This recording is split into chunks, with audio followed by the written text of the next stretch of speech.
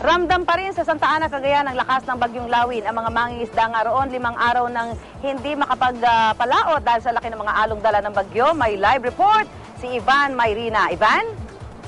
Susan, ramdam pa rin nga dito sa Santa Ana, Cagayan ang hagupit ng bagyong Lawin. No? Bagamat sa mga oras ito ay bahagyang humina ang hangin at ulan kumpara kaninang tanghali. Pero patuloy ang paghampas ng malakas na hangin sa dalampasigan ng Santa Ana at naririyan pa rin ang malalaking alon na sa ating tansya ay aabot sa 3 hanggang 4 na metrong taas. Ang Santa Ana, Cagayan, Susan ang siyang pinakadulong bayan ng Pilipinas sa bahaging hilagang silangan at batay nga sa forecast track ng Pag-asa ay lumapit ang bagyong Lawin ng hanggang 250 kilometers kaninang tanghali.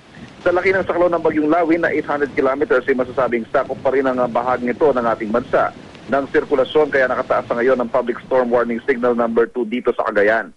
Sa ating pag-ikot kanina, kitang-kita natin na sanay na mga residente rito sa paglabas-masok ng mga bagyo dahil maituturing nga na gateway ng mga bagyo ang extreme northern Luzon. Ang ilan sa kanila, tinalian na ang kanilang mga bubong at pinalakas para kayanin ang inaasahang malakas na bugso ng hangin. Sanay raw ang mga taga rito sa mga signal number 4 na lakas ang hangin at alam na raw nila ang gagawin kapag may bagyong tulad ng Super Typhoon Lawin.